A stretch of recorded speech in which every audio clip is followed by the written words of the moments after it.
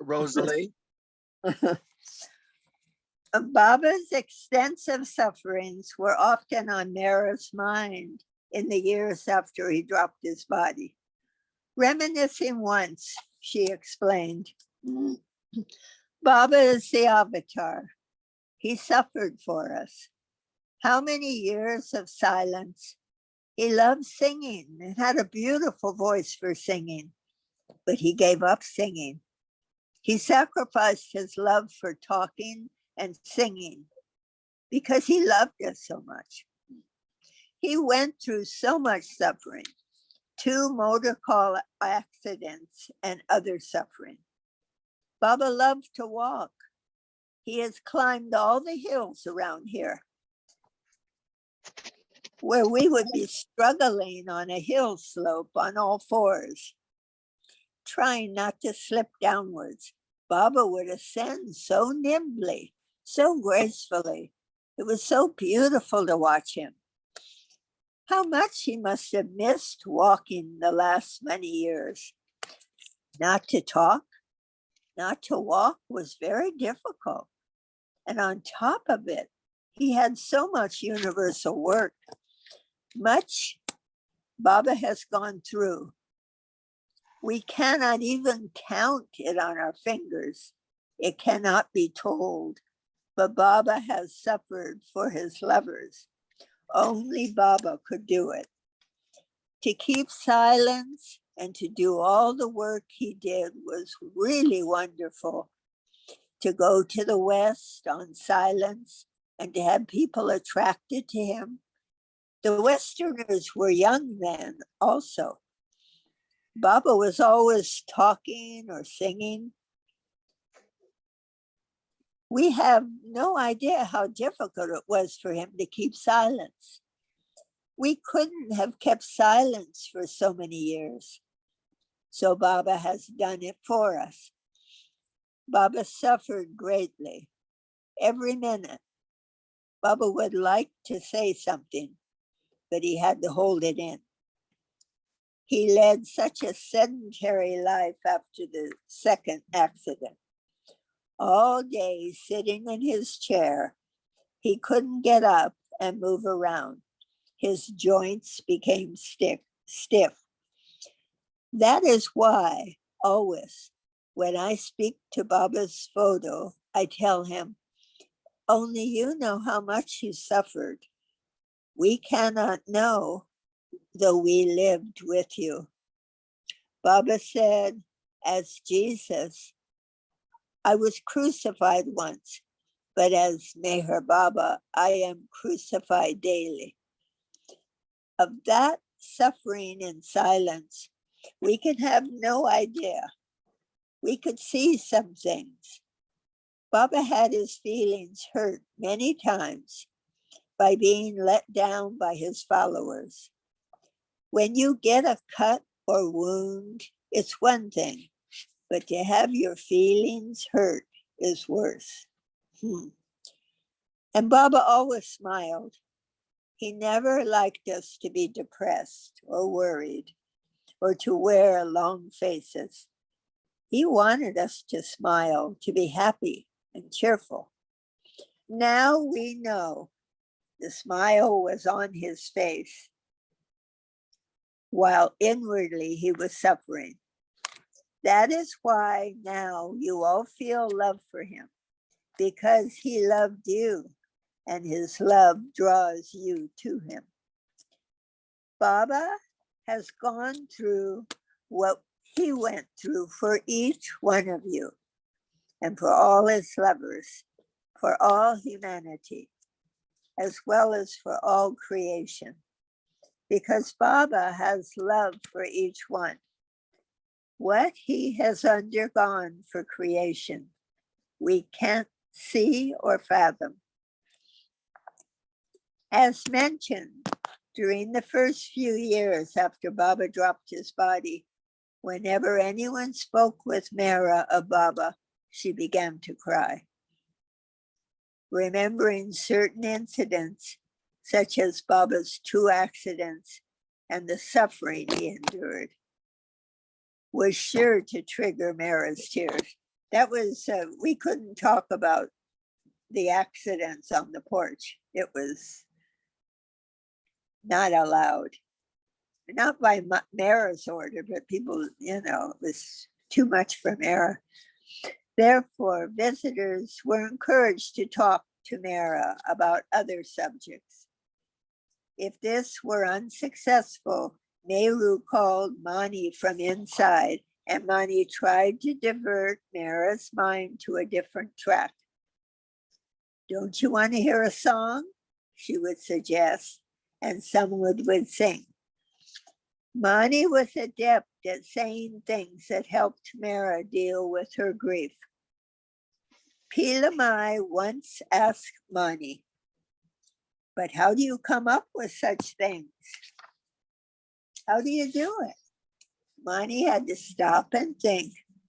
She did not know either, and she concluded that it was Baba's doing. For example, one time Mani told Mara, remember how we used to read the Tolkien books to Baba? Remember when Bilbo put on the ring? They become invisible, but the shadow can be seen. It's the same, Mara. Baba is still here. You feel his presence, although we can't see him. It's just like when Bilbo put on the ring. Baba has put on the ring, and that's why we cannot see him. But he is very much here. Mani commented, yes, in the shadow, Baba is very much here. I felt it right from the beginning after he dropped his body, but it didn't ease the agony or the ache, not for a long time. In her family letter of 26 August 69, Mani wrote, as the time drew nearer, beloved Baba warned his lovers more often, hold on to my Daman. Do not let it slip away under any circumstance. Now, when the Daman appears invisible, is the time to hold on as never before. Another sign besides Baba. Excuse me, Rosalie, read the sidebar now, please. Oh, yeah. Some hair had been given to Mara by Khorshid, who also combed and collected Baba's hair in the early days, whenever Baba told Mara to sit before him. I think another reader, someone else, pick up. Marvin, why don't you pick? Okay. And actually, I was referring to the one above that one side on the side. On 26th February. I don't have one in my book. Oh, you don't have one in your book? Okay, yeah. that Sometimes is there's a difference. Yeah. Wow. On 26th February, on 26th February 1971, Mani wrote to Kari Ben Shammai, side by side with the immense growing of Baba's love from heart to heart and land to land, we see everywhere the developing of situations which is testing his lover's love. And daily we learn that the only precious thing worth holding to is his beloved Daman. May his love, which is the strength that sustains his lovers, help all to hold on firmly. That was to the Kari Ben Shammai was the kind of the Baba person in Israel at the time. Yeah. Another sign, besides Baba's image on the tree, which helped to make this invisible shadow visible for Mara, was when she found his image elsewhere in his bedroom. Over the years, Mara had collected a large amount of Baba's hair. Since Baba did not use oil on his hair, Mara felt that his hair should be preserved properly. One day she mentioned it to Baba, who asked Kenmore, that's Dr. Kenmore, to find out the best method to preserve his hair. Harry investigated it in New York, where experts suggested that the hair be placed in an airtight acrylic plaque, which would be visible to all. With Baba's permission, the hair was given to Kenmore at Guru Prasad.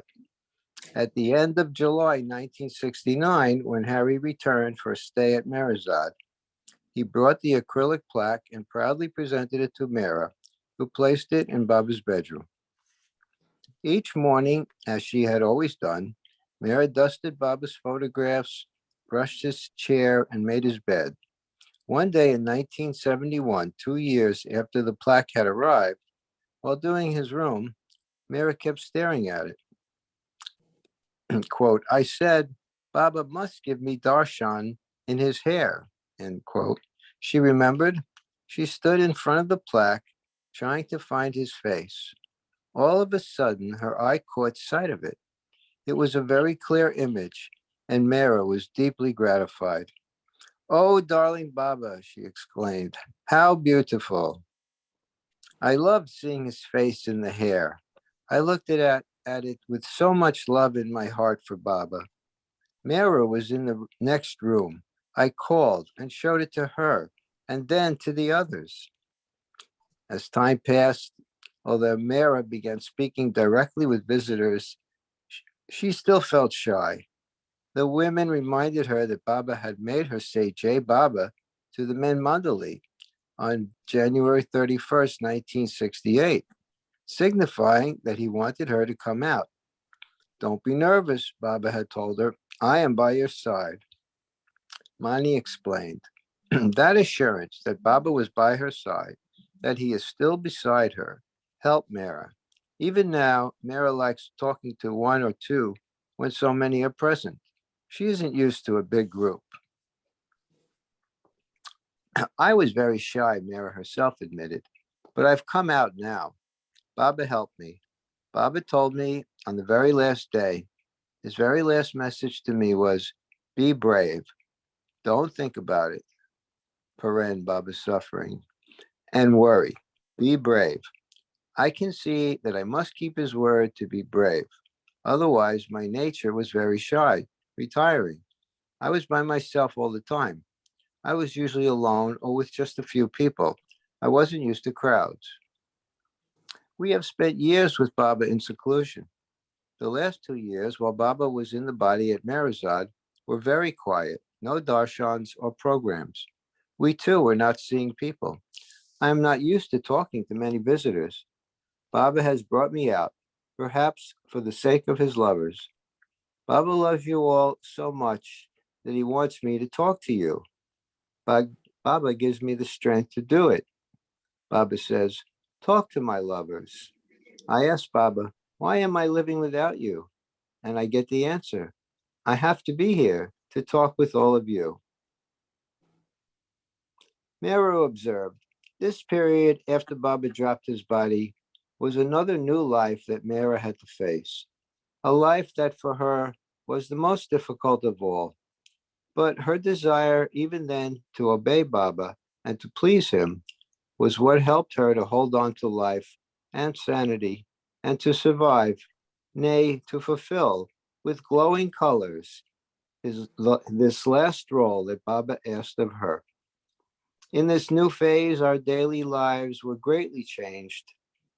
What a cloistered life we had lived with Baba.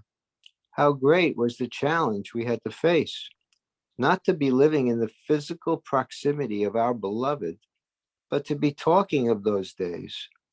Where the focus of people had been on Baba, it turned now to his mandali, to hear them talk and tell of his human ways. Naturally, Mera had to play a leading role, which she could never have imagined. When pilgrims began to come to Meherzad, at first a few, and then larger groups, she felt she had to receive them. But when talking of Baba, she could not do it without breaking down. Try as she did, the tears could not be stemmed whenever she mentioned Baba's name. Yet, when she was able, the times Mera spent talking of Baba were happy ones. Her face would light up with joy when she remembered a certain story or incident, and you saw she was with him, and the listener felt how present Baba was for her. As one Baba lover wrote of Mera after she had gone to Baba, Mera's radiant love for Baba has been like a warm fire on a long, cold night. Being with her and hearing of her love and devotion gave me a very personal and precious glimpse of the beloved. Through Mera, so many Westerners and Easterners have felt Baba's love and listened, enthralled to her stories of Baba. When she would sit with Baba lovers, looking back in time on those early years with him, she would glow with pleasure as she would describe Baba's beauty or the way he looked at her, as though he was standing there before her as she recounted the story. This verse from a poem by Steve Klein and read to Mera aptly describes her state as she addressed the beloved. Now that you are no longer here, I recall phrases from our conversation and recite it as poetry. Okay, next reader. At times, whoops. Oh, darn. Back to meeting. At times, Mara actually enjoyed meeting visitors on her veranda. She saw them from 11:30 until 1 p.m. each morning, and again in the afternoon from 4 to 6. Why does Mara like to talk now? Alu asked rhetorically. Because it takes her out of herself. Whenever she is alone, she feels unhappy. She experiences great agony. When she hears music, she closes her eyes and pictures Baba. She is deeply affected by anything sad, even sad songs. Little things affect her very much. She feels the suffering and then remembers Baba's suffering.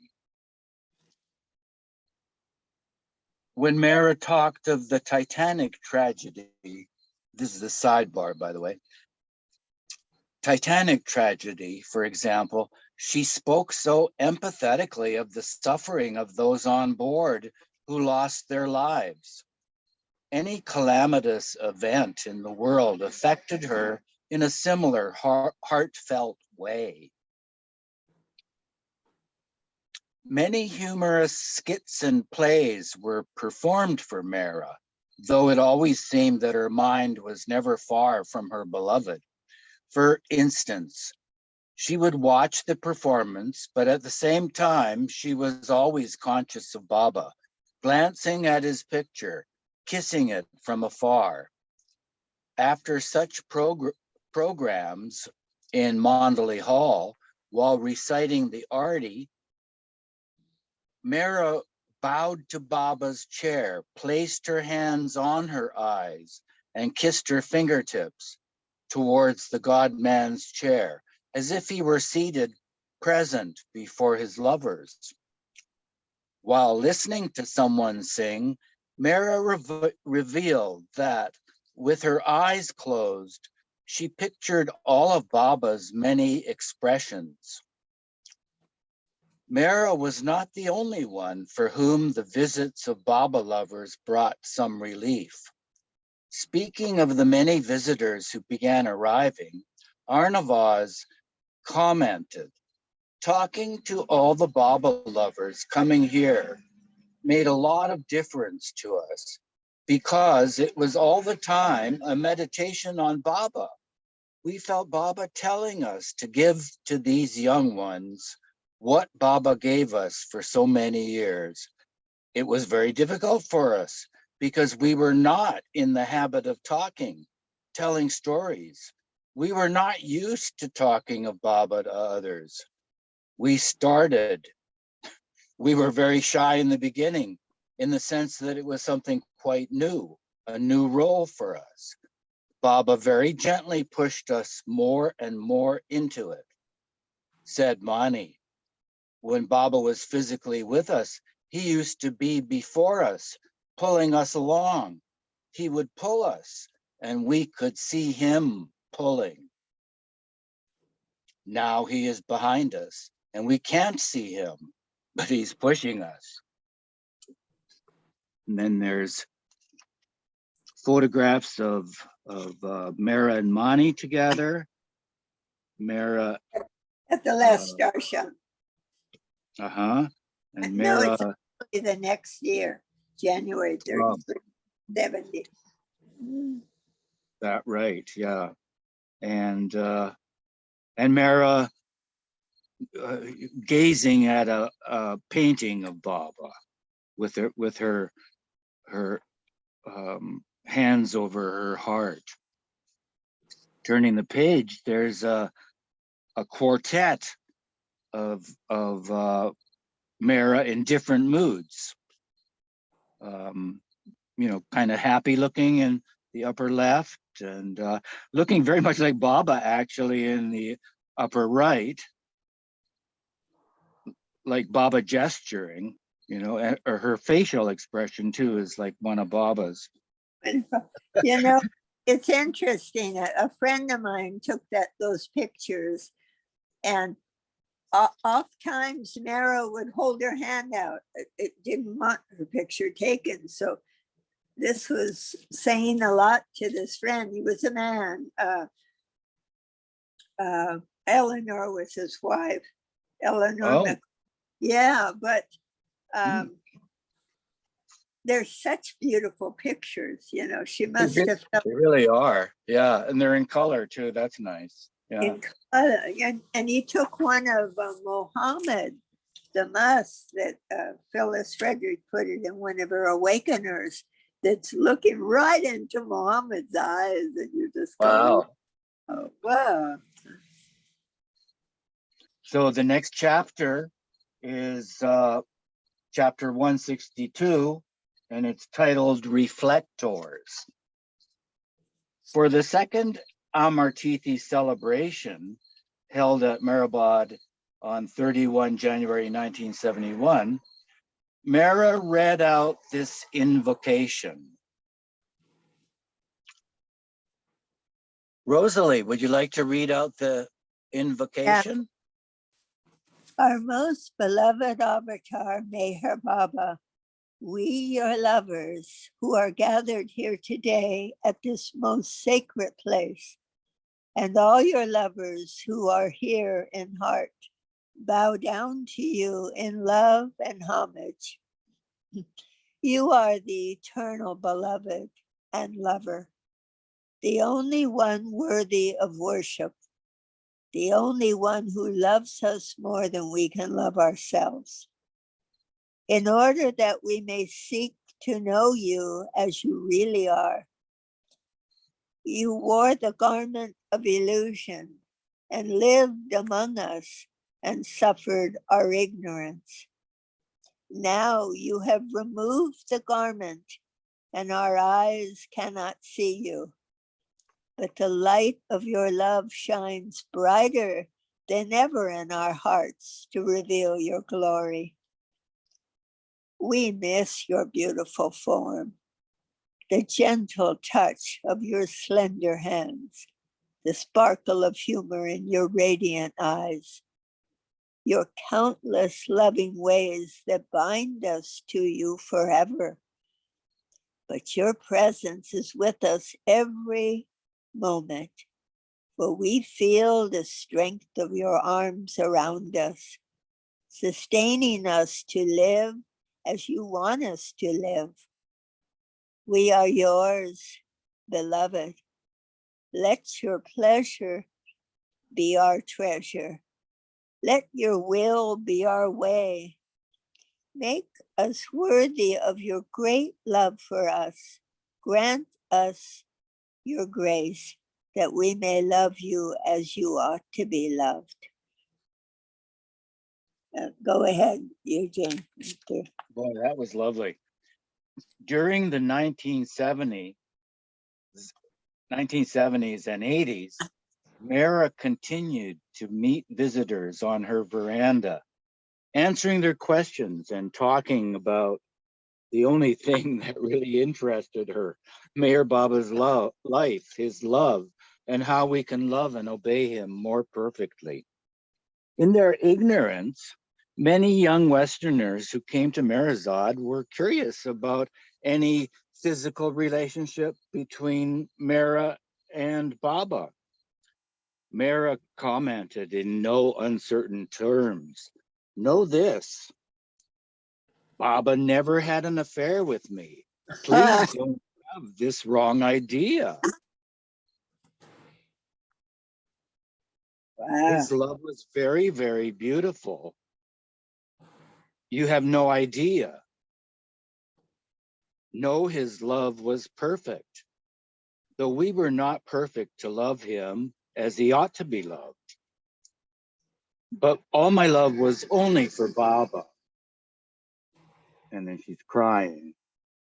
I love Baba very dearly, and in parentheses, and chastely, but I never felt that love was enough. Someone asked, how can we awaken love within ourselves? Mary replied, that you cannot do yourself. Baba will do it for you. He will touch your heart. Gradually, more and more, you will feel Baba's love when the time is right. Otherwise, you do love Baba because you love him. You ask this question. You already love Baba, but you want to love him more. That will come naturally. Wow. Someone asked whether it was all right to get married. Mera answered, Baba does not object to anyone getting married. After marriage, one's love for Baba is not less. Love is always there for Baba. In fact, it will be more, as one can feel Baba more in one's life. I wish them a very happy married life.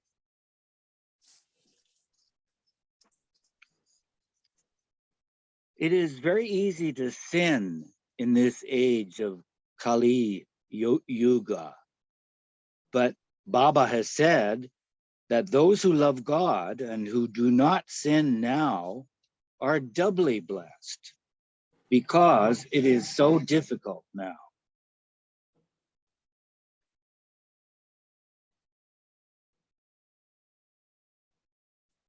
As Mara spoke about her beloved, describing in detail his ways and their days together, glimpses of her radiant joy and beauty were visible, as Meru described.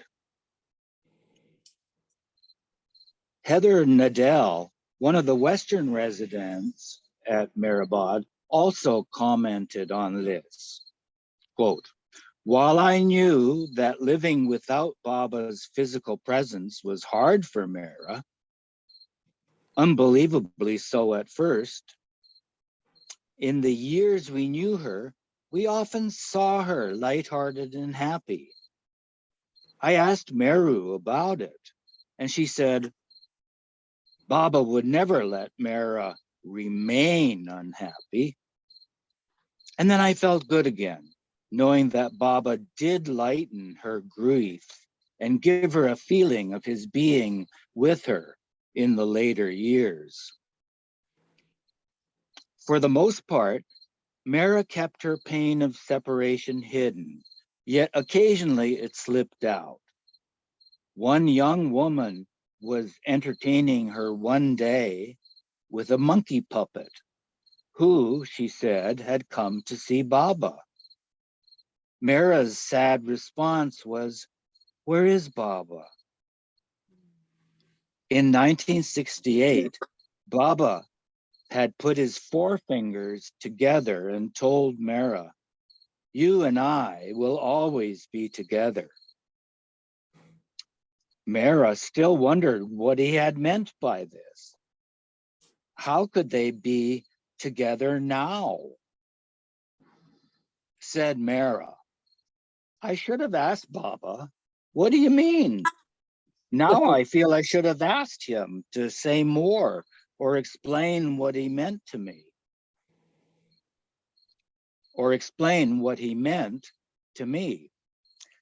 I think of Baba and know that he is with me. His love is around us. That is why we are living and we can talk and laugh. The fragrance of his love is still around us, but at times I don't feel him with me. I was happy when Baba said this to me, but what about now? I can't even see Baba. Why did Baba say this? Always together. I think I don't see him, but he must be present. That's why we feel like talking. Marvin, or is it Marvin's turn or Rosalie? I can't remember. Me? It's mine. It's mine. This is amazing. Just amazing. Wow. Mara was so, I just have to interject here. She was so disarming. I can't imagine being a man on that port because they were just a little scared to come to the porch because Mara didn't look like a regular person of all the mandali to me. Her energy was bigger or something. She was so full of Baba that she was just the deepest person I ever came across ever in my life. Probably ever will. Cool. Wow. Yeah. Nice. She was my favorite because I didn't feel any interference with her between me and Baba. She only wanted you to be loved. She only wanted you to love Baba. I forget where am I at? Oh, okay. Let's see. Puppet. Oh, that's why we're all here. Yeah, or that's why we feel like talking. Okay, where is that talking now? Where is that? That's Is it on 539? 538. 538. Okay. The third paragraph from the bottom is where you start. Baba had told Mara something else. Okay. Baba had told Mara something else in 1968 that she did not understand. He said that he would live to be 90 and she would live until she was 80. Now Mara stated, I don't care if I am 80 or 90. I'm just waiting until Baba calls me so I can be with him.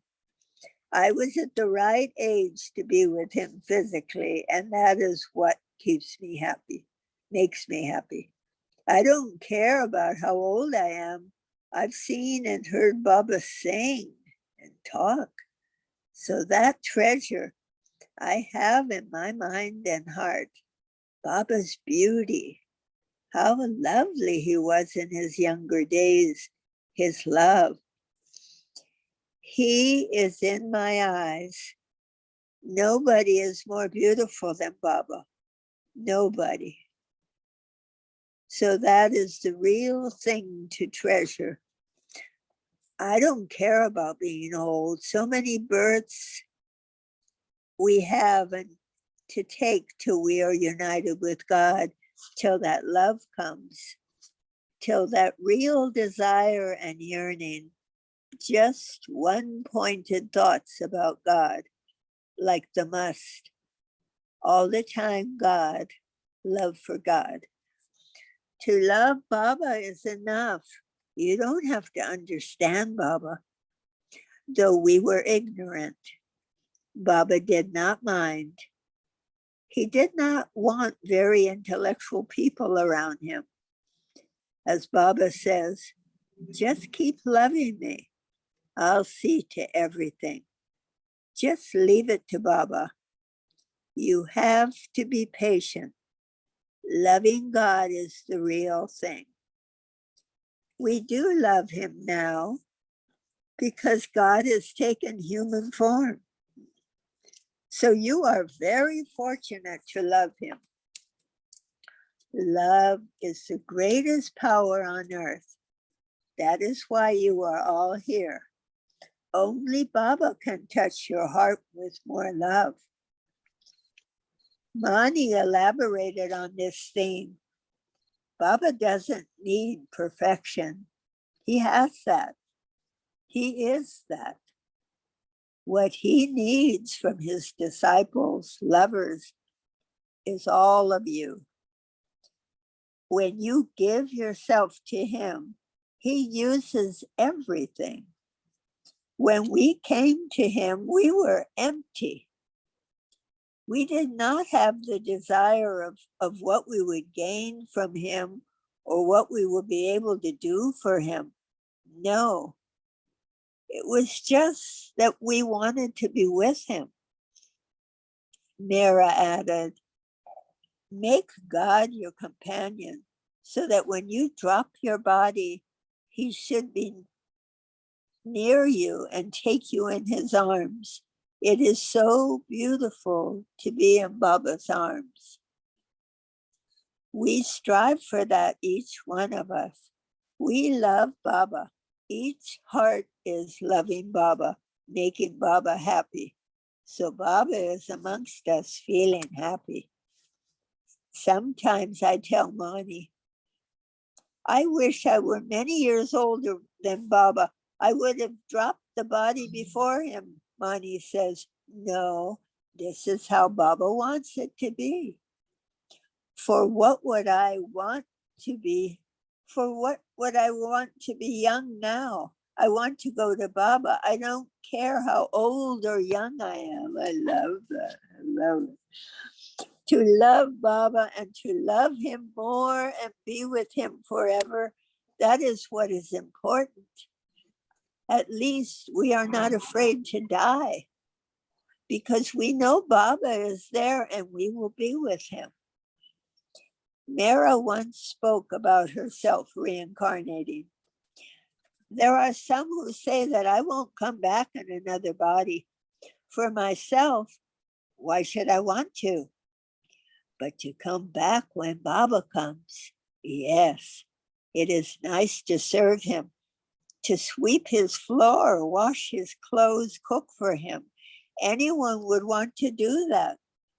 There are now so many Baba lovers who would want to do that. Baba will have to be on his toes to give each one work to do when he is physically present again. Meru quipped, Baba is quite capable of keeping everyone busy. Mara continued, I know that next time, if I have to come back, I will be born as a woman. But Mani and everyone tell me that Baba won't let me be born again. No, I don't think she's not going to reincarnate. It's not reincarnation with Mara. This is my very strong feeling. She's a female side of God. I can't even consider reincarnation, for her. But Mani and everyone tell me that Baba won't let me be born again. I say, no, I want to come again with Baba. When Baba takes physical form, I would like to come and serve him, obey him, and make him happy. See his beautiful eyes shining with pleasure and happiness. It is so beautiful. To see his pictures is one thing, but to see him alive is beautiful. Mira began weeping. In the daytime, it's all right. I see all of the Baba lovers talk to them of Baba, listen to songs. But at night, when I think deeply of Baba, how much he suffered, I miss him. Sometimes I shed tears. Baba's love is divine love, and of course, he loved me very, very dearly.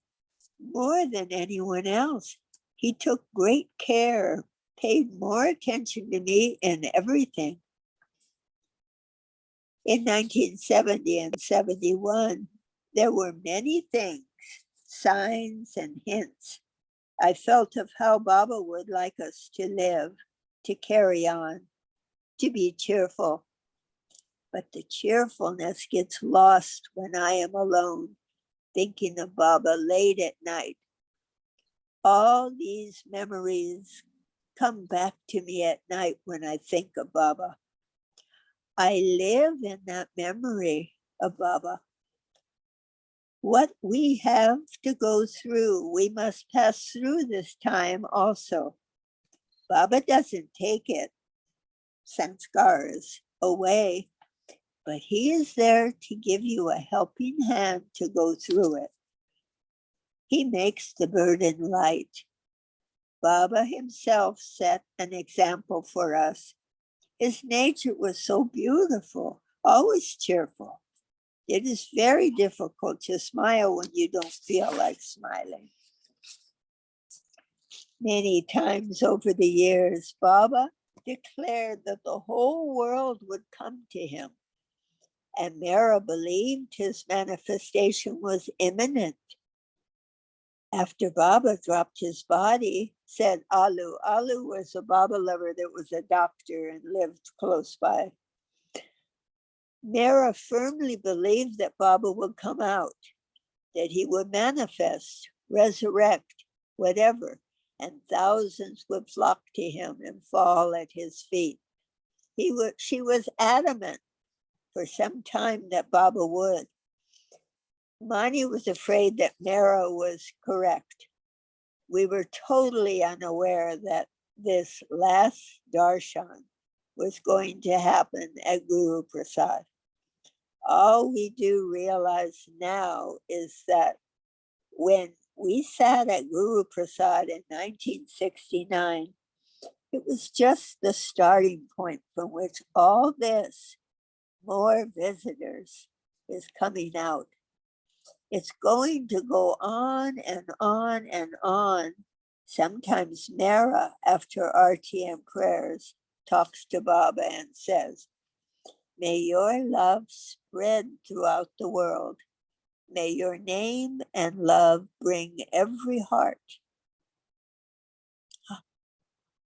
I tell her, take it easy, Mara, take it easy. Let it happen after we are gone. I have to add this, and I heard this 50 years ago from a Mandali in the West. Joseph Harb said, Baba gave them orders, gave the Mandali orders that when he dropped his body, if Mara wanted to take her own life, not to stop her, not to stop her. I just thought that was precious when I heard it, because they did have true love. Baba was showing true love through how he was with Mara. It was just true love. And to actually see true love. Yeah. Marvin disappeared. Where are you, Marvin? Oh, there you are. You're disappeared from the other picture.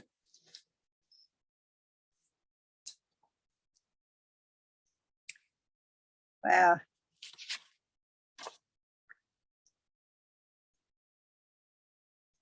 Yeah, Mara. Well, Mara is universal, as you know, Baba's Christ, but Christ always has a counterpart. Always. He always has a counterpart. But it's not a loving, like Mara says also, that she says they didn't have animal love, as she called it, like physical animal love. They didn't have that. But Adele walked in.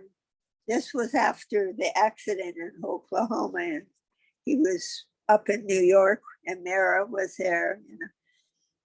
Adele walked in on him, and she was tending to Baba's arm, and Adele felt her touching was so sacred that she shouldn't even be in the witnessing it. She shouldn't even be witnessing it.